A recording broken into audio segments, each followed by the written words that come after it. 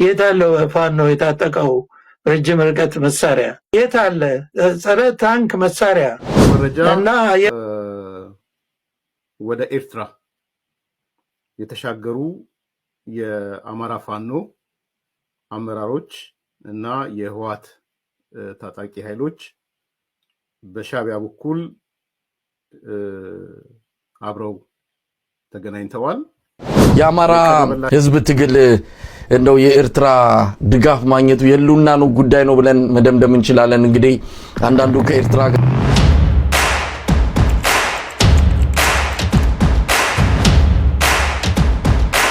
ሰላም ጤና ይስጥልን ውድ ቤተሰቦቻችን እንዴት አላችሁ? ዘኢትዮጵያ ቻናላችንን እየተከታተላችሁ ነው። አማሃ ደገፋ ነኝ። በወቅታዊ ፕሮግራም ወደ እናንተ መጥተናል። በዛሬው ፕሮግራማችን የኤርትራ መንግስት ከፋኖና ከህወሓት ጋር ጥምረቶችን ለማድረግ ሙከራ እያደረገ ነው። ከዛም አልፎ አስመራ ድረስ የተገኙ የፋኖና የህወሓት አመራሮች አሉ። የጦር እቅዶችንም ጭምር ማድረግ ጀምረዋል የሚሉ መረጃዎችን ሲወጡ እየሰማን ነው። እሱን መረጃ እናደርሳችኋለን። ይሄ ነገር ውሸት ነው ብሎ ያስተባበለ የለም። ይልቅ ጀስቲፋይ ለማድረግ የሚሞክሩ ሰዎችን ነው ያየነው። እነሱንም እንጋብዛችኋለን። ለምንድን ነው ግን ፋኖ ወደ ኤርትራ መሄድ ያስፈለገው? ከኤርትራ ጋር መተባበር ያስፈለገው ሪሊ ለምንድን ነው?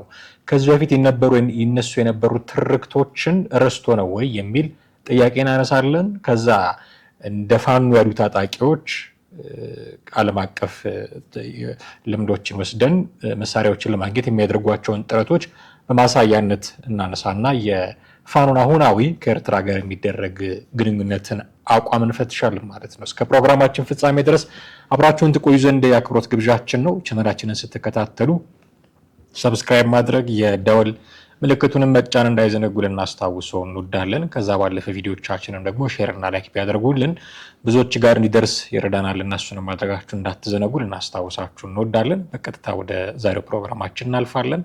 አብራችሁን ቆዩ።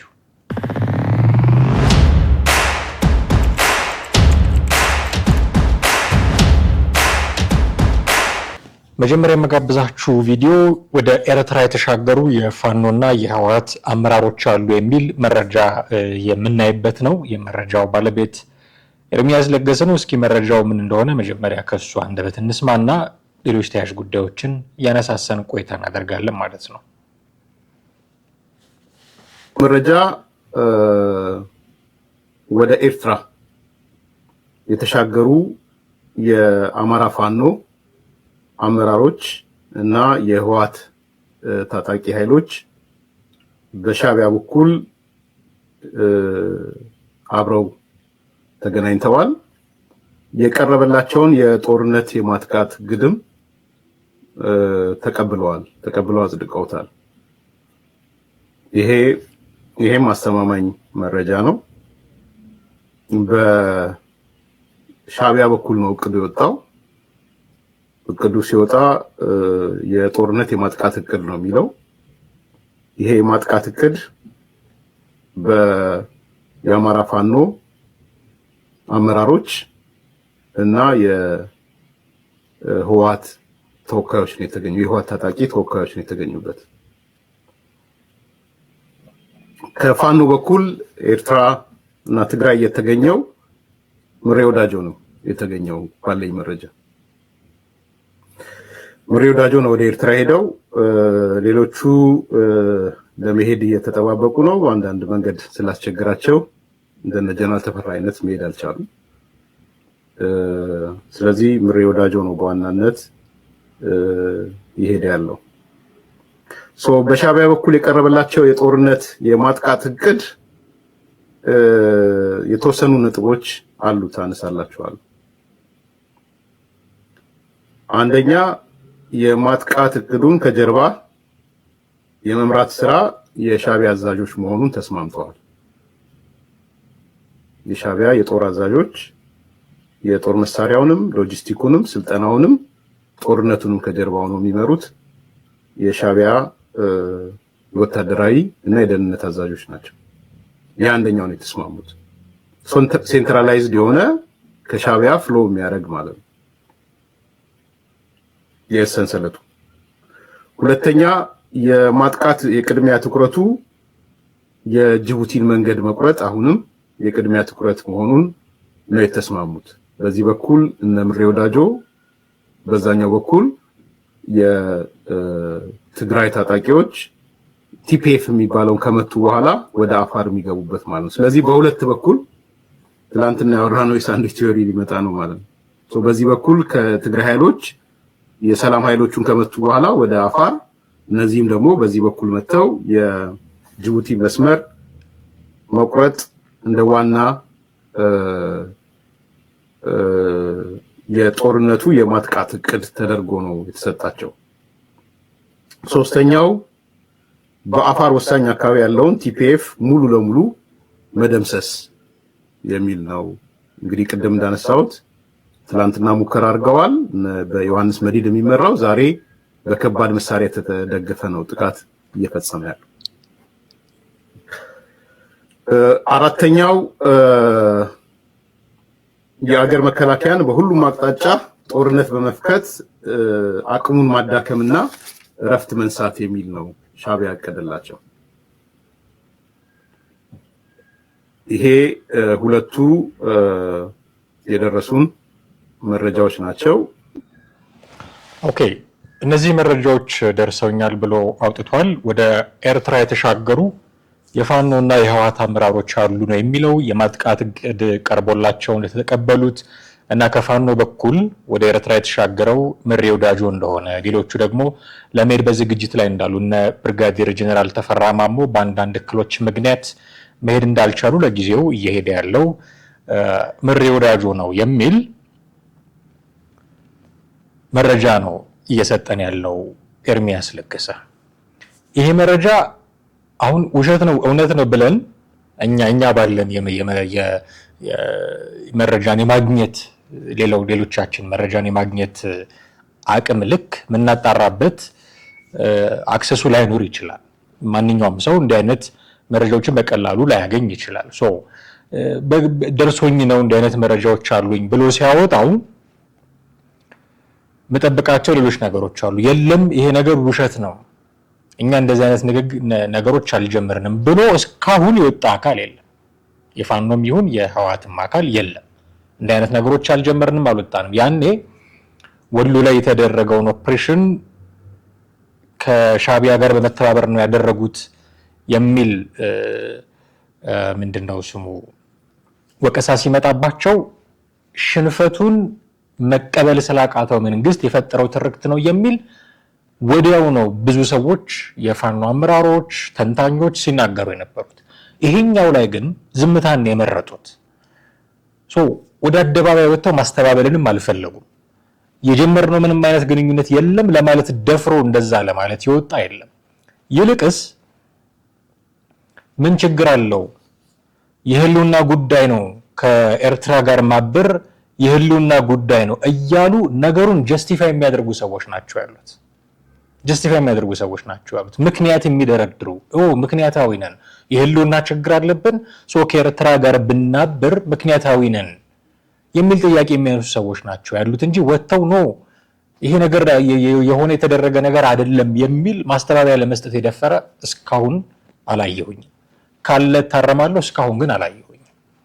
ስለዚህ አሁን ኤርሚያስ ያመጣው መረጃ ውሸት ነው ብለን እንዳንጥለው እንገደዳለን፣ እውነት ነው ብለን እንዳናዳንቀውም እንገደዳለን። መረጃ አይናቅም አይደነቅም የሚለውን አባባል ይዘን እንቀጥላለን። አትሊስት ግን እስካሁን ወጥቶ ያጣጣለው ስለሌለ ምልክቶቹ እንደውም ቢኖሩ የሚፈልጉ ሰዎች እንደሆኑ ነው የምታዩት። ግንኙነቶቹ ቢኖሩ ከኤርትራ መንግስት ጋር መረዳዳቱ አሁን እኔ መረዳዳት የሚለው ቃል ራሱ እንዴት ነው? ኦኬ የኤርትራ መንግስት መሳሪያ ሊረዳቸው ይችላል። እንደዚህ በተቃራኒው እነሱ ምንድን ነው የሚረዱት? አገሪቱ ውስጥ ያለውን መተራመስ በማስቀጠል መንግስትን በመጣል ሊሆን ይችላል እሱ ከሆነ ፍላጎቱ የኤርትራ መንግስት።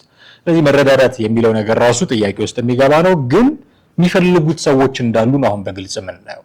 ይሄ ነገር ፋኖን ይጠቅማል፣ ይሄ ነገር የጀመርነውን የህልውና ትግል ይጠቅማል ብለው ጉዳዩ በትክክል ሀፕን እንዲያደርግ የሚፈልጉ ሰዎች እንዳሉ ነው የምንረዳው። ከነዛ መካከል መሳይ መኮንን አንዱ ነው። ከኢንጂነር ይልቃል ጌትነት ጋር በነበረው ውይይት ላይ ያነሳቸው ነገሮች አሉ። ይሄ እንደው መሆን የነበረበት ነገር አይደለም ወይ ከኤርትራ ጋር ማበር ምናለባብሰው ጉዳይ ነው ወይ ምናፍርበት ጉዳይ ነው ወይ የሚል ነጥቦችን ሲያነሱ ነበር። እስኪ እነሱንም ደግሞ የተናገሯቸው ነገሮች ጥቂት ሰከንዶች ሰምተን እንመለስ። የአማራ ህዝብ ትግል እንደው የኤርትራ ድጋፍ ማግኘቱ የሉና ነው ጉዳይ ነው ብለን መደምደም እንችላለን። እንግዲህ አንዳንዱ ከኤርትራ ጋር መስራት እንደዚህ ለዚህ ትግል ወሳኝ ከሆኑ ኃይሎች ጋር መስራትን እንደ ክህደት እንደ ባንዳነት ይቆጥሩታልና ሰሞኑንም ከተለያዩ ምሁራኖች ጋር ስንነጋገር ነበር። ከኤርትራ ጋር አሁን ካለው ኃይል ጋር መስራት ከተቻለ የአማራ ህዝብ ይሄ ምንም አይን ማሸት መተፋፈር አያስፈልግም፣ ከኤርትራ ጋር መስራት የሉና ጉዳይ ነው ብሎ በአራት ነጥብ ዘግቶ ያንን በደንብ አጠንክሮ ፊት ለፊት ወጥቶ መናገር ይቻላል። ያ በቃ እኮ መሳይ እሱ እኮ አሁን እኮ አብቅቷል እኮ ምንም ዝም ብለው የሞተ ፈረስ መደብደብ ነው የሚሉት የዚህ ሀገር ሰዎች እና ምንም አስፈላጊ አይደለም። አሁን የኢትዮጵያን ህዝብ ስለ ሀገር አንድነት ስለ ወደብ ስለ ሉዓላዊነት ሲባል የነበረውን ስሜት የምታውቀው ነው አይደለም? እና ያንን ነገር በተግባር ወጥተን የነበረውን ሪቶሪክ ሁሉ በሚቀይር ሁኔታ የነበረውን ስታብሊሽመንትና አሰምፕሽንስ ሁሉ ኮስሽን አድርገን አዲስ አስተሳሰብ ስታብሊሽድ አድርገን ስንናገር ምንም እኛን ተከትሎ ህዝባችን ከመሄድ በስተቀር የተለየ ሐሳብ የመጣበት ነገር የለም። እና እንዲህ አይነት ነጥቦች ናቸው ያነሱ ያሉትና መሳይ መኮንን ትግሉን ሲጀምር የአማራ ህዝብ ትግል ብለው ነው የሚጠሩት።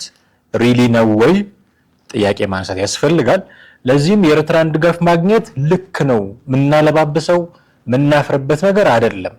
ትክክል ነው፣ የህልውና ጉዳያችን ነው። የኤርትራ እርዳታ ብናገኝ አንጠላም፣ እንደ ባንዳ መቆጠር የለብንም።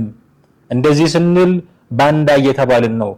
ይሄ እንደ ባንዳ የሚያስቆጥረን ሳይሆን የህልውና ጉዳያችን ነው፣ የኤርትራ መንግስት ድጋፍ ያስፈልገናል ብለው በትክክል የተናገሩ ሰው ጀስቲፋይ ያደረጉት ነው ጉዳዩን እንጂ እከሌ እንደዚህ ያለ ብሎ ከኤርትራ መንግስት ጋር እኛን ለማጣመር እየለፉ ነው፣ የውሸት መረጃ እያሰራጩ ነው ብሎ ሊከስ ሊከላከል ራሱን ዲፌንድ ሊያደርግ የመጣ አካል የለም።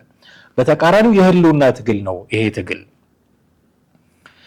እነዚሁ ሰዎች ኤርትራ ከህወሓት ጋር አብሮ አማራ ላይ ዘምቷል ብሎ የሚናገሩት ናቸው። እንደምታውቁት አማራ ላይ ዘምቷል ከህወሓት ጋር አብሮ ኢትዮጵያን ለመምራት የነበራቸውን የትጥቅ ትግል እንቅስቃሴ በዚህ ነው ዲፋይን የሚያደርጉት። እነሱ ናቸው ለህዝቡ እንደዚህ የሚሉት። ለህዝቡ ቲፒኤልኤፍ እና ሻቢያ አብረው ነው ሊሰብሩን የመጡት ብለው ናሬሽን የሚነግሩት እነሱ ናቸው። እንደገና እነሱ ናቸው ከኤርትራ ጋር ማበር ያስፈልጋል ብለውም ደግሞ ጀስቲፊኬሽን ለመፍጠር የሚሞክሩት። ኤርትራ በረሃ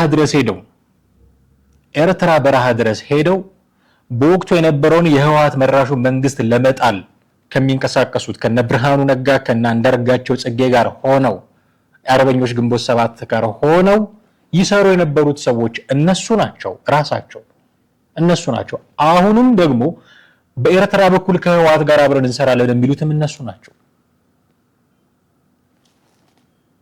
ይሄ የተደበቀ ነገር አይደለም አይደለ? ሀቅ ነው። ኢሳት የሚባል ቴሌቪዥን ላይ የሚሰሩትን ስራ እናውቅ ነበር። እነ መሳይ መኮንን ወርደው ኤርትራ በረሃ ድረስ ወርደው አርበኞች ግንቦት 7 መንግስት ሊሆን ኢትዮጵያ ሊገባ አንድ ሐሙስ ብቻ ነው የቀረው እያሉ ዜና እየፈበረኩ የሚሰሩ ሰዎች ነበሩ። ህወሓት መራሹን ኃይል የሚታገሉት ከኤርትራ ጋር ሆነው እነሱ ነበሩ። አሁን ያን የታገሉት የነበረውን ኃይል ከኤርትራ ጋር ሆነው ሊያብሩለት የሚፈልጉትም እነሱ ናቸው። እና ህዝቡ ደግሞ ይሄን ሐሳብ እንዲገዛ ይፈልጋሉ። አማራን እንሰብረዋለን ብለዋል ኢሳያስ አፈወርቂና መለስ ዜናዊ፣ ሻቢያና ህወሓት ብለው አሁን ላለው ትውልድ ትርክት የሚነግሩት እነሱ ናቸው። ከነሱ ጋር ማበር ያስፈልጋል ለህልውናችን ብለው ሌላ ትርክት የሚነግሩትም እነሱ ናቸው። የትኛውን አምነን መቀበል እንዳለብን እርግጠኛ አይደለሁም። እንደ ባንዳነት ተቆጠረብን ይላሉ እንጂ አይን ማሸት አያስፈልግም፣ መተፋፈር አያስፈልግም። ይሄ የህልውናችን ጉዳይ ነው። የህልውናችን ጉዳይ ነው። አይናችንን መናሽበት አይደለም፣ ምናፍርበት አይደለም። ሰው እንተባበራለን። እንደው ለማሳያ ብለን ይህንን ንግግር አመጣን እንጂ ቃል በቃል እኮ ተናግረውታል። ኢንጂነር ይልቃል ጌትነት ከኤርትራ ጎን ነው የምንሰለፈው ብለዋል። ቃል በቃል ተናግሯልና አንዳርጋቸው ጽጌ ስትራቴጂክ እቅዳችን ከኤርትራ ጋር መሰለፍ ነው። አሰብን ለሚያዝ ሲሄዱ እኛ 4 ኪሎ እንገባለን ብለው ቃል በቃል ተናግረዋል። ቃል በቃል ተናግሯል ብርጋዴር ጀነራል ተፈራ ማሞ ካሁን በኋላ ብለዋል። ኤርትራንም ይሁን ህዋትን ከመውጋታችሁ በፊት እኛን መግደል አለባችሁ፣ በእኛ በኩል ነው የምታልፉት፣ እኛ እያለን ይሄ አይሆንም ነው ያሉት። አሁን አስመራ ሊሻገሩ ይችላሉ ብሎ ቅድም ኤርሚያስ ለገሰ መረጃ ሲነግረን ከጠቀሳቸው ስሞች መካከል አንዱ የተፈራ ማሞ ነው። ስለዚህ ነገሩ የተደበቀ አይደለም ማለት ነው። የተደበቀ አይደለም። ፍላጎቶች አሉ። ከኤርትራ ጋር አብሮ መስራትን አፕሪሺየት የሚያደርጉ ናቸው እነዚህ ሰዎች። ነገሩ ተጀምሯል አልተጀመረም የሚለው የመረጃ ጉዳይ ሊያከራክረን ይችላል። ኤርሚያስ እንዳለው የጦርነት ስልት አውጥተው የማጥቃት ስልት ነድፈው እየተንቀሳቀሱ ነው ወይስ አይደለም ልንከራከርበት እንችላለን። የመረጃው ጥራት ላይ ልንነጋገር እንችላለን። የተጀመረ ነገር አለ የለም የሚለው ላይ ልንነጋገር እንችላለን። ኢንቴንሽኑ ግን አለ። ከኤርትራ ጋር የማበር ኢንቴንሽኑ አለ። ያኔ ከሃዲ ሲሉት ከነበረው ኃይል ጋር የመተባበር ኢንቴንሽኑ አለ። ከህዋት ጋር የመተባበር ኢንቴንሽኑ አለ። ሂሳብ እናወራረድባችኋለን ካላቸው ቡድን ጋር የመተባበር ኢንቴንሽኑ አለ። ተባብረዋል አልተባበሩም የሚጠራ ጉዳይ ነው። ወደፊት በሂደት የምናየው ጉዳይ ነው። የሆነ አካባቢ ያለውን እነ ጀነራል ምግበይ መርተውታል አልመሩትም የሚጠራ ጉዳይ ነው። መንግስት መርተውታል ሊል ይችላል። እነዚህና አስረስ ማረዳምጤ አልተመራም ሊሉ ይችላሉ። በመረጃ ጥራት ላይ ተመስርተን ካወራን እነሱ ምናልባት በኋላ የሚጣሩ ጉዳዮች ሊሆኑ ይችላሉ። ኢንቴንሽኑ አለ፣ ፍላጎቱ አለ፣ አብሮ የመስራት ፍላጎቱ አለ። የማበር ሶስቱ አካላት የኤርትራ መንግስት፣ ቲፒኤልኤፍ እና ፋኖ። ምናልባት እዚህ ላይ ኦሮሞ ነጻነት ሰራዊት ይጨመር ይሆን አላውቅም፣ ግን ፍላጎቱ አለ። ከዚህ በፊት ያደረገውን ረስቶ ነው ወይ ፋኖ ከህዋት ጋር አብሮ ሊሰራ ያለው የሚል ጥያቄ ብናነሳ አይ ዶንት ቲንክ። ከዚህ በፊት ሻቢያ እና ቲፒኤልኤፍ ተባብረው የምንሰብረው ወገን ነው ብለው አማራው ላይ የዘመቱበትን ዘመቻ ረስቶ ነው ፋኖ ከኤርትራ ጋር ሊያበር የሚፈልገው? ረስቶ ነው ወይ ይሄንን ነገር? አይ ዶንት ቲንክ። ታዲያ ለምንድን ነው ፋኖ የሚዋጋው? በነገራችን ላይ ልብ ማለት ያለብን ከመንግስት ጋር ነው የሚዋጋው ማለት ድሮን ካለው መንግስት ጋር፣ ጄቶች ተዋጊ ጄቶች ካሉት መንግስት ጋር ነው። ታንክ ካለው መንግስት ጋር ነው። ሚሳኤሎች ካሉት መንግስት ጋር ነው። ከመንግስት ጋር ታንክ፣ ድሮን፣ ሚሳኤል፣ ጄት ካለው መንግስት ጋር የሚዋጋ አካል ይሄንን የሚመከትበት ነገር ይፈልጋል። አለው ወይ ፋኖ ይሄ ነገር? አሁን ለምንድን ነው ከኤርትራ መንግስት ጋር ማበር ያስፈልገው የሚለውን ጥያቄ ለመመለስ ነው ይሄን ጥያቄ የምናነሳው። ምክንያቱም አብረው እንዳይሰሩ የሚያደርጋቸው ትርክት የተሰራባቸው አካሎች ናቸው። ሻቢያ እንዲህ አድርጎ የአማራን ህዝብ በድሏል የሚል ትርክት አለ እንደምታውቁት። ኢቭን ኢሳያስ አፈወርቂ በአማርኛ ማውራት አይፈልግም እኮ ይባል ነበር። ታስታውሳላችሁ? ያኔ በደናው ጊዜ በሰላሙ ጊዜ አዲስ አበባ መጥተው አዋሳም ሄደው አንድም ጊዜ በአማርኛ አላነበቡም፣ ወረቀታቸውን አልተናገሩም። በትግርኛ ብቻ ነበር ሲናገሩ የነበሩት። ጠቅላይ ሚኒስትሩ እንደውም ቢጨንቃቸው ዛሬ በትግርኛ ይናገራሉ፣ ወደፊት በአማርኛ ያወራሉ እያሉ ሲናገሩ ነበር። በዚህ ደረጃ አማርኛ ቋንቋን ጭምር ይጠላል የሚባልለት ሰውዬ ነው ኢሳያስ አፈወርቂ። እንሰብራችኋለን፣ አማራን እንሰብራለን፣ ኦርቶዶክስን እንሰብራለን የሚለው ቲፒኤልኤፍ አብሮት ይሰራ የነበረ ነው። በማኒፌስቶ ደረጃ የተካተተ አቅዳቸው ነበረ። ምናልባት አሁን ያ ማኒፌስቶቸው ላይ ይሄ አሁን እንሰብራለን የሚሉት ነገር ላይኖር ይችላል። ግን መነሻቸው ይሄ ነበረ። አማራን እና ኦርቶዶክስን እንሰብራለን የሚል መነሻ ነበራቸው። ይሄ ደግሞ ከሻቢያ ጋር ሆኖ ያረቀቁት ህጋቸው ነው። እንሰብረዋለን ብለው ከተነሱት ኃይል ጋር፣ ማይካድራ ላይ እንደዛ ጨፍጭፎናል ካሉት ኃይል ጋር፣ ሂሳብ እናወራርድባቸዋለን ብሎናል ካሉት ኃይል ጋር ጦርነት ለመጀመር ከመንግስት ጋር ምክንያት ከሆናቸው ኃይል ጋር ምክንያት ሆኗቸዋል። የነሱ ልዩ ኃይል አለ ቲዲኤፍ ተብሎ ስም ቀይሮ የኛ ልዩ ኃይል መፍረስ የለበትም የሚል ምክንያት ነበራቸው። ጦርነቱን አሁን አማራ ክልል ውስጥ እየተደረገ ያለውን ውጊያ ለመጀመር እንዲህ ካደረጋቸው ኃይል ጋር ለመተባበር ለምንድን ነው የፈለጉት? ለምን ይሄንን የፈለጉት? ትልቁ ምክንያታቸው የሚዋጉት መንግስት ነው ያልኩት ለዚህ ነው። የሚዋጉት መንግስት ነው። ድሮን፣ ታንክ፣ ጄት፣ ሚሳኤል ካለው መንግስት ጋር ነው የሚዋጉት። ይሄንን የሚቋቋሙበት መሳሪያ የላቸውም። በድፍረት የተናገሩ ሰው አሉ እንዲህ ብለው።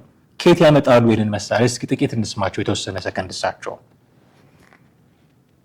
የት አለ ፋኖ የታጠቀው ረጅም ርቀት መሳሪያ? የት አለ ጸረ ታንክ መሳሪያ እና አየር መቃወሚያ? የተኩስ ኃይል እኮ እያጣ ነው መያዝ ማያቅተው። እኔ በግልጽ ነው የምናገረው። ከታንክ ጋር ውጊያ በሚደረግ ጊዜ ታንኮችን ልታጠፋበት የሚችል ሚሳኤል ሮኬቶች አሉ። እነዚህ ሮኬቶች በመንግስት ደረጃ ድጋፍ ካልተገኘ በስተቀር ቀጥታውን እንደ ፋኖ አይነት ኃይል ከገበያ ገዝቶ ሊያገኛቸው አይችልም፣ ወይም አክሰስም የለውም። ስለዚህ የላቸውም። እነዚህ ሰዎች እስከ አፍንጫው የታጠቀን መንግስት የሚዋጉበት አቅም የላቸውም።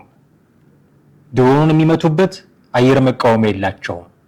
ታንክ የሚያወድሙበት መሳሪያ የላቸውም እያሉ ነው እኚህ ሰው። ለመሆኑ ታጣቂዎች እንዲህ አይነት መሳሪያ የሚያገኙት ከየት ነው የሚለውን ጥያቄ ስንመልስ ነው ከኤርትራ ጋር ለምን ማበር ፈለገ ፋኖ የሚለውን ጥያቄ የምንመልሰው። ዓለም አቀፍ ልምዶችን ልናነሳ እንችላለን። ለታጣቂዎች እንዴት ነው መሳሪያ የሚያገኙት? በሌላም ሀገር ያሉ ታጣቂዎች አማጽያ ልትሏቸው ትችላላችሁ። እንዴት ነው ከየት ነው መሳሪያ የሚያገኙት የሚሉትን ጥያቄዎች መመለስ ሊያስፈልግ ይችላል። አንደኛው የመሳሪያ ማግኛ ምንጫቸው ምርኮ ነው፣ በመማረክ ነው መሳሪያ የሚያገኙት። ምናልባት አሁን ፋኖ በማረካቸው የነብስ ወከፍ መሳሪያዎች እየተዋጋ ሊሆን ይችላል። መቼም አንረሳውም። ማርከህ ታጠቅ የሚል አዋጅ ነበረ ያኔ ከቲፒኤልኤፍ ጋር በነበረ ጦርነት ፋኖም ኢንቮልቭ አድርጎ ስለነበረ ማርከህ ታጠቅ የሚባል አዋጅ እንደነበረ እናስታውሳለን። ስለዚህ በምርኮ ያገኛቸው መሳሪያዎች የነብስ ወከፍ መሳሪያዎች ሊኖሩ ይችላሉ። አንደኛ፣ ስለዚህ በምርኮ ሊያገኙ ይችላሉ መሳሪያዎች። ሁለተኛ፣ በጥቁር ገበያ መሳሪያዎች ሊገኙ ይችላሉ። በጥቁር ገበያ ለምሳሌ የፈረሱ ሀገራት ፋንክሽን የሚያደርግ መንግስት የሌላቸው ሀገራት ውስጥ እንዲህ አይነት ገበያዎች ሊኖሩ ይችላሉ። ከነሱ ሊመጣ የሚችል በጥቁር ገበያ መሳሪያዎች ሊኖሩ ይችላሉ። ደግሞ ያልፈረሰ ሀገር ውስጥ የሚኖሩ በሙስና የተጨማለቁ ባለስልጣናትም እንዲህ አይነት ስራዎችን ሊሰሩ ይችላሉ። በብላክ ማርኬት ደግሞ እንደዚሁ የትራፊኪንግ ኔትወርኮች ሊኖሩ ይችላሉ። የጥቅም ትስስር ያላቸው ሰዎች መሳሪያ የሚያዘዋውሩ ህገወጥ ነጋዴዎች ሊኖሩ ይችላሉ። በእነሱ አማካኝነት ሊኖር ይችላል መሳሪያዎች ሊያገኙ ይችላሉ። ገንዘቡን ከየት ነው የሚያመጡት? እድሜ ለዲያስፖራ ገንዘብ ሊሰጣቸው ይችላል። በእንደነዚህ አይነት ኮኔክሽኖች ሊገኝ ይችላል መሳሪያ ማለት ነው። ሎካል ማኒፋክቸሪንግም አለ። ራሳቸው የሚያመርቱ ደግሞ አማጽያንም ነበሩ። ራሳቸው የሚያመርቱ አሁን ድሮኖችን አዶፕት ማድረግ ተጀምሯል። በነገራችን ላይ ድሮኖች አዶፕት ይደረጋሉ። ለኮሜርሻል ዩዝ የተሰሩ ድሮኖችን የጦር መሳሪያ የሚሸከሙ ወይ ቦምብ ጣይ ድሮኖች ማድረግ ይቻላል። እንዲህ አይነት ቴክኖሎጂ ላይ ተደርሷል። ስለዚህ እነሱን አዶፕት ማድረግ ደግሞ አቅሙ አለኝ የሚል የራሱ መሳሪያ ሊያመርት ይችላል። ይሄ ከፍተኛ የሆነ ስኪልድ ፐርሶኔል ይፈልጋል። የጥሬ ዕቃ አቅርቦት ይፈልጋል። መቼም ስለ ዘሪሁን 23 እዚህ ጋር እናወራ አይደለ? ስለ ዘሪሁን 23 አናወራም። ፋኖ እንዲህ አይነት መሳሪያዎች ሰርቻለሁ ብሎ ነበር። እስካሁን ያየነው ነገር ስለሌለ ብዙ ሲወራ ነው የሰማነው እንጂ ብዙ ያን ያህል ያየነው ነገር የለም። ስለዚህ በምርኮ ይገኛል፣ በጥቁር ገበያ ይገኛል፣ በሎካል ማኒፋክቸርም ሊሰራ ይችላል። ስቴት ስፖንሰርድ ደግሞ ሊሆኑ ይችላሉ። አንዳንድ አማጽያን ሀገራት ሊረዷቸው ይችላሉ፣ መሳሪያ ሊረዷቸው ይችላሉ። የተለያየ ምክንያት ይኖረዋል። ምናልባት ማሳያ የሚሆነን አንድ ዓለም አቀፍ ኤግዛምፕል ልናነሳ እንችላለን። ስለዚህ ሀገራት ደግሞ የሚረዷቸው አማጽያን አሉ ማለት ነው። ማሳያዎችን ልናነሳ እንችላለን። ለነዚህ የመሳሪያ ምንጮች ማሳያ የሚሆኑ ለምሳሌ ሎካል ማኒፋክቸር ነው ራሳቸው ያመረቱ ወይ ደግሞ አዶፕት እያደረጉ መሳሪያዎች ሊኖሯቸው ይችላሉ ብለን ነው። አይኤስአይስን እዚህ ላይ ምሳሌ አድርገን ልናነሳ እንችላለን። ኢራቅና ሶሪያ ውስጥ ኮሜርሻል ድሮኖችን ወደ የጦር ዋር ድሮን በማድረግ የተካነ ነበረ። ኢራቅና ሶሪያ ውስጥ እንዲህ አይነት ነገሮችን ይሰራ ነበረ። ስለዚህ ሎካል ማኒፋክቸር በሆነ መንገድ መሳሪያ ያገኛሉ ስንል ትልቅ ምሳሌ አድርገን የምናነሳው አይኤስአይስን ነው። ስቴት ስፖንሰር ላልነው በጣም ትልቅ ማሳያ የምትሆነን አሜሪካ ነች። አሜሪካ 1980 ላይ አፍጋን ውስጥ ላለ ሙጃሂዲን ለሚባል ካልተሳሳትኩኝ ስሙን በትክክል ፕሮናውንስ አድርጌው ከሆነ ለተባለ ቡድን ሚሳኤል አስታጥቃ ነበረ። 1986 ላይ ሚሳኤል አስታጥቃ ነበር። ለምንድን ነው ይሄንን ሚሳኤል ያስታጠቀችው? የቀዝቃዛው ጦርነት አካል ነው። በዛ በቀዝቃዛው ጦርነት አሜሪካና ሶቪየት ህብረት ዓለም አቀፍ ትግል ውስጥ እንደነበሩ የበላይነት ትግል ውስጥ እንደነበሩ ይታወቃል። 1979 ላይ ሶቪየት ህብረት አፍጋኒስታንን ትወራለች። ለምን ነው የምትወራው? አፍጋን ውስጥ ያለውን ኮሚኒስት መንግስት ለመርዳት ከአማጽያን ጋር ያለውን ጦርነት ለመርዳት ነው፣ ለማገዝ ነው፣ ከዛ ያለውን ኮንፍሊክት ለመርዳት ነው በሚል 1979 ላይ አፍጋኒስታንን ትይዛለች ሶቪየት ህብረት። ይሄ ደግሞ ለሶቪየት ህብረት ደቡባዊውን የእስያ ክፍል ላይ እንድትስፋፋ ሊያደርጋት ይችላል። ወደነ ኢራን ጭምር ወደነ ሌሎች እዛ አካባቢ ያሉት ሀገራት ጭምር እንድትስፋፋ ሊያደርጋት ይችላል የሚል ትልቅ ስጋት ነበራት አሜሪካ። ይሄ የሶቪየት ህብረት መስፋፋት ባጭሩ እንዲገደብ ትፈልጋለች፣ ባለበት እንዲቆም ትፈልግ ነበረ ማለት ነው። ይህንን ለማድረግ ነው ትልቅ እንቅስቃሴ ውስጥ የገባችው አሜሪካ። ሁለቱ ሀገራት እንዳልኳቸው ዓለም አቀፍ ትግል ላይ ነበሩ። በዚህ ምክንያት አፍጋኒስታን ባትልፊልድ ሆነች ማለት ነው። የሁለቱ የቀዝቃዛው ጦርነት የበላይነትን ፍለጋ የሚደረግ ጦርነት ባትልፊልድ ሆነች። ብዙ ጊዜ ደሃ ሀገራት፣ ብዙ ጊዜ የራሳቸው አቅም ጠንካራ አቅም የሌላቸው ሀገራት የዝሆኖች መራገጫ ነው የሚሆኑት፣ ሳሩን ነው የሚሆኑት። በዝሆን እርግጫ ሳሩ አይደለም የሚጎዳው፣ ሳሩን ነው የሚሆኑት። አፍጋኒስታን ይህንን ነበረ ፌስ ያደረገችው። አሜሪካና ሶቪየት ህብረት በነበራቸው ዓለም አቀፍ ትግል ምክንያት ባትልፊልድ ተደረገች። ሶቪየት ህብረት ወረረች፣ እዛ አካባቢ ለመስፋፋት ጥረት አደረገች። ይሄ እንዲሆን የማትፈልገው አሜሪካ ጣልቃ ገባች። እንዴት ነው ጣልቃ የገባችው የሚለው ነው ለዛሬው ፕሮግራማችን ማጣቀሻ የሚሆነን። አሜሪካ በቀጥታ መዋጋት አልፈለገችም ከሶቪየት ህብረት ጋር። በቀጥታ ወታደሮቿን ልካ መሳሪያዎቿን ታጥቃ ገብታ ከሶቪየት ህብረት ጋር መዋጋት አልፈለገችም። ለምን? የኒውክሌር ጦርነት እንዳይነሳ በሚል ስጋት ነው። ሁለቱም የኒውክሌር ቦምብ የታጠቁ አካላት ስለሆኑ የዚህ አይነት ጦርነት እንዳይከሰትና በጣም ከቁጥጥር ውጭ የሆነ እልቂት እንዳይፈጠር፣ የኒውክሌር ቦምብ ጥቃት እንዳይከሰት፣ የኒውክሌር ጦርነት እንዳይከሰት በሚል በቀጥታ ኢንቮልቭ ማድረግ አልፈለገች። በቀጥታ ወታደሮቿን ልካ አውሮፕላኖቿን ልካ ራሷ መሳሪያዎቿን አስገብታ መዋጋት አልፈለገች፣ የኒውክሌር ጦርነት እንዳይኖር። ስለዚህ ይህንን የሶቪየት ህብረትን ወረራ መቀልበስ የምችለው ብላ ያሰበችው አፍጋኒስታን ውስጥ ያሉ ታጣቂዎችን አማጽያንን በመደገፍ ነው። እዛ ማነው ቅድም ስሙን የጠራ ነው ሙጃሂዲን የሚባለውን አካል በማስታጠቅ ነው ሶቪየት ህብረትን መምታት የፈለገችው፣ ከአፍጋኒስታን ማስወጣት የፈለገችው ማለት ነው። ዋና ዓላማዋ ሶቪየት ህብረት አፍጋኒስታን ውስጥ የምታደርገው ጦርነት ከሙጃሂዲን ጋር የምታደርገው ጦርነት በጣም ኮስቲ እንዲሆን ማድረግ፣ በጣም ኮስቲ እና ቀላል እንዳይሆን ማድረግ፣ የተረጋጋ ሴትል ያደረገ ሁኔታ ውስጥ ሶቪየት ህብረት እንዳትገኝ ማድረግ ነበር ትልቁ ዓላማዋ። ብሊድ እንድታደርግ ሩሲያ ትፈልግ ነበር አሜሪካ። ይሄንን የምታደርገው የተለያዩ መሳሪያዎችን ለዚህ ሙጃሂዲን ለሚባለው አማጺ ቡድን ታጣቂ ቡድን በመርዳት ነበር የምትረዳው። በፓኪስታን ኢንተለጀንስ ሰርቪስ በኩል በዛ በኩል ለመሳሪያዎችን የምትረዳው በዚህ መንገድ ተረዳቸው ነበረ። ግን ሶቪየት ህብረት የጦር አውሮፕላኖቿን ተጠቅማ ኦልሞስት ማጥፋት በሚባል ደረጃ እነዚህን ታጣቂ ኃይሎች ትልቅ የሆነ እርምጃ ተወስድባቸው ነበር። ከዚህ በኋላ ነው ጌም ቼንጀር የተባለውን የመሳሪያ እርዳታ አሜሪካ ለሙጃሂዲን የረዳችው 1986 ላይ 1986 ላይ FIM 92 የሚባል ስቲንገር የሚባል አየር መቃወሚያ አሜሪካ ረዳች።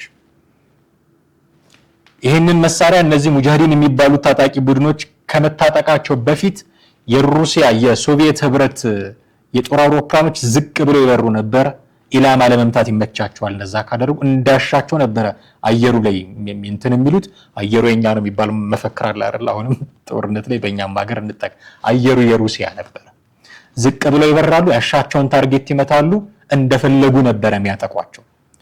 ይሄ FIM 92 የሚባለውን ሚሳኤል አየር መቃወሚያ ሚሳኤል አሜሪካ ይህንን ግሩፕ አስታጠቀች። ከዚህ በኋላ ነው ጨዋታው የተቀየረው።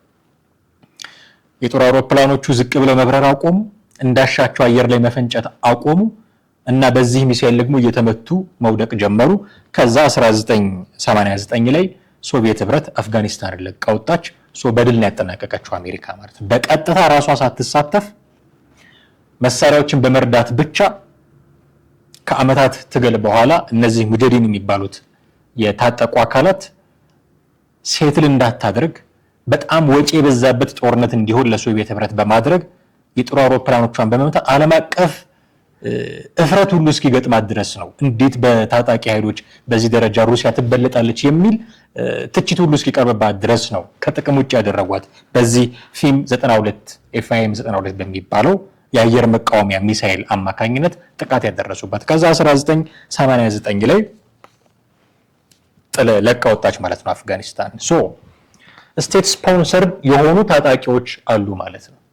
መሳሪያ የሚያገኙባቸው ራስ በመርኮ ያገኛሉ።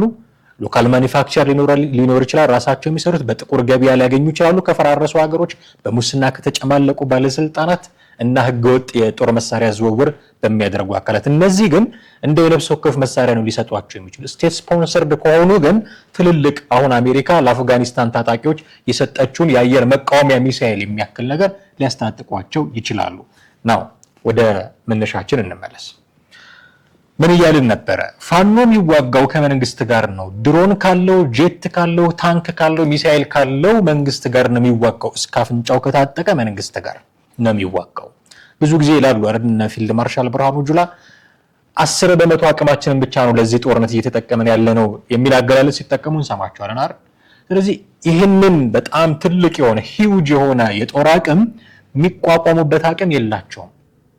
ያላቸው የነፍስ ወከፍ መሳሪያ ነው። እሱንም ማርከው ያገኙት ሊሆን ይችላል ወይ በአንዳንድ አጋጣሚዎች በቅድም በጠራናቸው መሳሪያ አዘዋዋሪዎች ወይ በሱዳን በኩል እንደዚህ ባሉ አጋጣሚዎች የነፍስ ወከፍ መሳሪያ አግኝተውም ሊሆን ይችላል።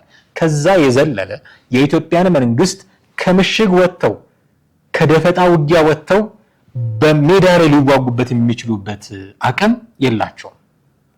ድሮኖችን መተው የሚጥሉበት፣ ሚሳኤሎችን የሚያከሽፉበት፣ የጦር ጀቶችን የሚቃወሙበት መሳሪያዎች የላቸውም። እንደነዚህ አይነት ተቃዋሚዎች እንዲህ አይነት ትልልቅ መሳሪያዎችን የሚያገኙት ስቴት ስፖንሰርድ ሲሆኑ ነው፣ በሀገራት ሲደገፉ ነው። የተለያየ ለምሳሌ የመን ውስጥ ያሉ ወይ ደግሞ እነ ሄዝቦላ የመን ውስጥ እነ ሁቲ አማጽያን በኢራን እንደሚደገፉ እናውቃለን። እንደዚህ አይነት ድጋፍ ካልተደረገለት በስተቀር ፋኖ ከመንግስት ጋር ያለው ጦርነት እንዲህ አሁን ባለው መልኩ ሊቀጥል ይችላል እንጂ ጌም ቼንጀር ሊሆን አይችልም። ልክ አሜሪካ ያንን ሚሳኤል ሰጥታ ለዛ ለታጣቂ ቡድን ሩሲያ ላይ ብልጫ እንደወሰደችው ጨዋታውን ሁሉ እንደቀየረችው ጌም ቼንጀር የሆነ መሳሪያ እጃቸው ላይ የለም። ይሄንን ኤርትራ አላቱ እርግጠኛ አይደለም፣ ግን እንዲህ አይነት መሳሪያዎችን ለማግኘት ነው ከኤርትራ ጋር አብሮ መሰለፍ የህልውና ጉዳይ ነው ብሎ የሚያወሩት እንጂ ከኤርትራ ጋር አብሮ እንዳይቆሙ የሚያደርጋቸው ትርክት ሳይኖር ቀርቶ አይደለም። ቅድም ያነሳናቸው ትርክቶች በሙሉ አማራን እንሰብራለን፣ ኦርቶዶክስን እንሰብራለን የሚሉ ትርክቶች፣ ከህወሓት ጋር አንድ የሚሆን ትርክቶች በሙሉ ፋኖ ከቲፒኤልኤፍም ከሻቢያም ጋር አብሮ እንዳይሰራ የሚያደርገው ነበር። ነገር ግን ይሄንን ተሻግሮ ሄዶ አብሮ እንዲሰራ የሚያደርገው የመሳሪያ ጥማት ነው የሚሆነው። የመሳሪያ ጥማት ነው የሚሆነው። አለዛ በቃ እዛው ጉርጓዳቸው ውስጥ ሲሽኮልኩ ሊኖሩ ነው። የሆነ ጊዜ ይመጣሉ፣ ከተማ ይቆጣጠራሉ፣ መልሰው ይለቁታል፣ ወደ ምሽጋቸው ይገባሉ። ባለፈው ሰሞን መካነ ሰላም ሲባል ነበር፣ ወልዲያ ሲባል ነበር፣ ወሎ ሲባል ነበር። አሁን ምን እየተባለ ነው? ዝም ጭጭ ነው። ይገባሉ፣ ይወጣሉ፣ ይገባሉ፣ ይወጣሉ። በቃ አድካሚ የሆነ ነገር ውስጥ ነው የሚገቡት። ጨዋታ ቀያሪ የሆነ መሳሪያ ካልታጠቁ በስተቀር አድቫንስ ማድረግ አይችሉም እነዚህ ሰዎች። ይሄን መሳሪያ ማግኘት የምንችለው ከኤርትራ ነው ብለው ካመኑ ኤርትራ ፍላጎት ስላላት ኢትዮጵያ ውስጥ የራሷ የሆነ ፍላጎት ስላላት ልትጠቀምባቸው ትችላለች። አሁን ጥያቄው የኢትዮጵያን መንግስት የጦር አቅም መቋቋም የሚያስችል የአየር መቃወሚያ መሳሪያ በዛ ደረጃ በሚባልለት ደረጃ ኤርትራ አላት ወይ ካልን እኔ እጠራጠራለሁ። ግን እሷ የላትም ማለት አታገኝም ማለት አይደለም። ለዛ ነው ካይሮ ድረስ የሚመላለሱት ኢሳያስ አፈወርቂ። ስለዚህ ከግብጽም ሊገኝ ይችላል ማለት ነው ይሄ መሳሪያ። ስለዚህ ፋኖ እነዛ ከሻቢያ ከቲፒኤልኤፍ ጋር እንዳይሰራ የሚያደርጉትን ትርክቶች በሙሉ ተሻግሮ አስመራ ድረስ እንግዲህ አሁን ኤርሚያስ ለገሰን አምነን ካወራን አስመራ ድረስ ምሬ ወዳጆ ከሄደ እነ ብርጋዴር ጀነራል ተፈራ ማሞ መንገድ አላስኬድ ብሏቸው ተቋርጦባቸው ነው እንጂ ሊሄዱ ካሰቡ እዛ ድረስ የሚሄዱት እንዲሁ ዝም ብሎ አይደለም። የጦር መሳሪያ ፍለጋ ነው። መንግስትን ልንበልጥ እንችልበታለን ብለው የሚያምኑትን የጦር መሳሪያ ፍለጋ ነው። ከዛ ውጪ በሆነ መንገድ ሊያሸንፉ አይችሉም። በቃ እያየን ነው። ትልልቅ ከተሞችን ሊቆጣጠሩ ይችላሉ፣ መልሰው መልቀቃቸው ግን አይቀርም። የተወሰነ ጊዜ 1-2 ሳምንት ፕሮፓጋንዳ ይሰራበታል፣ ሰበር ዜና ይሰራበታል። ከዛ በኋላ መልሰው ይለቁታል። እንደሰማነው ለታክቲካል ምክንያቶች ብለን ለቀኖተናል የሚል መረጃ ይሰራሉ። ከዛ የሚጠይቃቸው የለም፣ ይወጣሉ። ገብተው በወጡ ቁጥር ድካም ነው ትርፉ። ገብተው በወጡ ቁጥር የሰው ኃይል ማጣት ነው ትርፉ። ገብተው በወጡ ቁጥር ሎጂስቲክስ ማጣት ነው ትርፉ። ይሄ እስከ መቼ ነው የሚቀጥለው? እስከ መቼ ነው የሚቀጥለው? ስለዚህ ጌሙን መቀየር አለብን ብለው ካመኑ ትልቅ መሳሪያ ያስፈልጋቸዋል፣ መንግስትን የሚቋቋሙበት መሳሪያ። አሁን እንዳሉት እነሱ ዝም ብለው ብድግ ብለው ተነስተው ለአዲስ አበባ ጉዞ ቢጀምሩ ያለውን መሳሪያ በሙሉ መጠቀሙ አይቀርም። መንግስት ያለውን መሳሪያ በሙሉ ከተጠቀመ እሱን መቋቋም የሚያስችል መሳሪያ ያስፈልጋቸዋል። ይሄንን የሚያገኙት ከውጭ ካሉ ሀገራት ነው። ለዛ ነው ስቴት ስፖንሰርድ ሊሆኑ ይችላሉ። እነዚህ ሰዎች በኤርትራ እየተደገፉ ሊሆኑ ይችላሉ። መሳሪያውን በአንድም በሌላ መንገድ ከግብፅም ጭምር ሊገኝ የሚችልበት ምክንያት አለ። ስለዚህ እነዚህ ሰዎች እንደተባለው አስመራ ድረስ እየሄዱ ከሆነ እንደተባለው ከቲፒኤልኤፍ እና ከሻቢያ ጋር እየሰሩ ከሆነ ትልቁ ምክንያታቸው መሳሪያ ነው ማለት ነው እንጂ ከኤርትራም ከህወሓትም ጋር እንዳይሰሩ የሚያደርጓቸው በርካታ ምክንያቶች አሉ። በርካታ ምክንያቶች፣ የታሪክ ምክንያቶች፣ አሁን ላይ ከረንት ላይ ሀፕን ያደረጉ ከቅርብ ዓመታት በፊት ሀፕን ያደረጉ ምክንያቶችም ነበሯቸው። እነዛን ሁሉ ተቋቁመው ግን አልፈው ከኤርትራ ጋር መስራት ማለት የህልውና ጉዳያችን ነው። ከኤርትራ ጋር መቆም ማለት ስትራቴጂክ እቅዳችን ነው። ከኤርትራ ጋር መሰለፍ ማለት 4 ኪሎ ለመግባት ወሳኙ ጉዳይ ነው ብለው ማለት ደረጃ የደረሱት መሳሪያ ፍለጋ ነው፣ ሌላ ምንም አይደለም። ይህን እንደዚህ ብሎ መገምገም የሚቻል ይመስለኛል። የሆነ ሆኖ አሁን ምሬ ወዳጁም ሄደ፣ ብርጋዴር ጀነራልም ሄዱ፣ ማንም ሄደ፣ ነገርየው አሁን ወደ ጦርነት ማምራት ደረጃ እየተቃረበ ያለ ይመስላል። ቲፒኤፍ እና ቲዲኤፍ የሚባሉት አካላት ሰሞኑን ውጊያ ጀምረዋል እየተባለ ነው። ምናልባት የዛም አካል ከሆነ እሱንም ማጥራት ሊያስፈልግ ይችላል። ግን ውጊያዎች ሊኖሩ እንደሚችሉ ከአንድ ቀን ውለን ባደርን ቁጥር ወደ ውጊያ እየቀረብን ያለ ይመስላል። ባይኖር ይሄ ጦርነት የሚባል ነገር ባይኖር እና ጉዳዮቻችንን በዲፕሎማሲያዊ መንገድ መፍታት የምንችልባቸው መንገዶች ቢኖሩ እንዴት የተወደደ ነበረ። ግን በእኛ ምኞት ብቻ የሚሆን ነገር አልመሰለኝም ነገሩ። አንድ ቀን በጨመርን ቁጥር አሁን ኢሳያስ አፈወርቂ ትላንትና ከግብፅ ብሔራዊ ቴሌቪዥን ጣቢያ ጋር ባደረገው ቃለ ምልልስ ለዓለም የሚተርፍ ችግር ነው የኢትዮጵያ ችግር፣ የብሔር ፖለቲካዋ፣ የብሔር መዋቅሯ ለዓለም የሚተርፍ ችግር ነው ብሎ በእኛ የውስጥ ጉዳይ ጭምር ሲናገር እንሰማዋለን። ይሄ በእኛ የውስጥ ጉዳይ መግባት ነው የሚል መልስ ምናልባት ከቀናት በኋላ ሊሰጥ ይችል ይሆናል። እንዲህ አይነት የቃላት ምልልሶች በተካረሩ ቁጥር ወዴት ሊያመሩ እንደሚችሉ ግልጽ ነው። ስለዚህ ጦርነቶች ምናልባት እየቀረቡ እየመጡ ሊሆን ይችላል። ዶክተር ዳኛቸው አሰፋ የምትከታተሏቸው ከሆነ ጦርነቱ የማይቀር ነው ብለው ቦልድሊ ሲናገሩ ሰምተናቸዋል። ቦልድሊ ጦርነቱ እንዳይቀር የሚያደርገው ኢትዮጵያ አሰብን መፈለጓ ብቻ አይደለም የሚሉ ትንተናዎችንም ስንሰማ ነበር። የኤርትራ መንግስት የኢትዮጵያ የውስጥ ጉዳይ ውስጥ በጣም መሳተፍ ይፈልጋል፣ ወሳኝ ኃይል ሆኖ መገለጥ ይፈልጋል። ለዛ በሚለው ግን እንደው ጦርነት የሚቀር አልመሰለኝም እያሉ ትንታኔዎች የሚሰጡ ሌሎች በርካታ ሰዎችም አሉ። ያርቅልን፣ ጦርነት አንፈልግም፣ በጣም ከባድ ነው የሆነው ጦርነት ከተነሳ ያለው የኑሮ ውድነት ላይ ሌላ ከሀገር ጋር የሚደረግ ሌላ ትልቅ ጦርነት ደግሞ አፎርድ ማድረግ የምንችል አልመሰለኝም። በጣም ብዙ ኪሳራ ብንሸነፍም በጣም ብዙ ኪሳራ የምናስተናግድ ነው የሚመስለኝ። ነገሮችን ሴትል አድርጎ በጣም ዲፕሎማሲያዊ በሆነ መንገድ መጨረስ የሚገባ ይመስለኛል። ግን ቢከሰትና ጦርነት ውስጥ ብንገባ ከነማን ጋር እንደሚቆሙ ግልጽ ያደረጉ ሰዎች ደግሞ አሉ እና በአፋቸው ሙሉ ባንዳ አትበሉን የሚሉ ሰዎችም አሉ። ከመታዘብ ውጪ ምንም ልናደርግ አንችልም፣ ትዝብት ነው ትርፉ ብለን ነው የምናልፈው። ይህንን ፕሮግራም ለማስተላለፍ ነው ዛሬ ከእናንተ ጋር መገናኘት ያስፈለገን። ወደ ቤተሰቦቻችን እዚህ ላይ ማብቃት ይኖርብናል። የዛሬው ፕሮግራማችንን በርካታ ነገሮችን አነሳን። የትኛውም አይነት ሀሳብ አስተያየት እንደሚኖራችሁ እርግጥ ነው እና የትኛውም አይነት ሀሳብና አስተያየት ሲኖራችሁ በተለመደው መንገድ ሀሳቦቻችሁን ልታደርሱን ትችላላችሁ። እጅግ አድርገን እናመሰግናችኋለን። አብራችሁን ስለነበራችሁ ከኛ ጋር በነበራችሁ ቆይታ ቆይታ በርካታ ነገሮችን እንዳገኛችሁ ተስፋ እናደርጋለን። የእናንተንም ሐሳብ እንጠብቃለን። ቻናላችንን ሰብስክራይብ ማድረግ አይርሱ። የደወል ምልክቱን ይጫኑ። ቪዲዮቻችንንም ሼር እና ላይክ ያድርጉና ብዙዎች ጋር እንድንደርስም ደግሞ እንዲረዱን በአክብሮት እንጠይቃችኋለን። እዚህ ላይ ያበቃን የዛሬ ፕሮግራማችንን። አማሃ ደገፋ ነበርኩኝ። ጤና ይስጥልን።